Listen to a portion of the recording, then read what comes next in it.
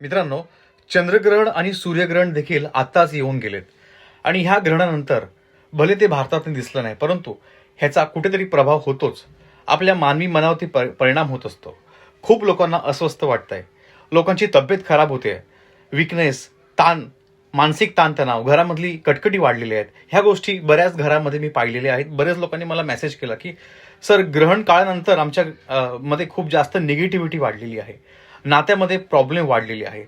तर याच्याकरता कुठला उपाय करता येईल? मित्रांनो, तुम्ही कंटिन्यू 7 दिवस हा उपाय करा. कच्चं दूध घ्यायचं आहे. कच्च्या दुधामध्ये थोडंसं केशर किंवा हळद कुंकू मिक्स करून नेहमी आपल्या कपाळाला तुम्ही लावत जा. हे रोज तुम्ही करा. सकाळ संध्याकाळ दोन्ही वेळेस करायचं आहे.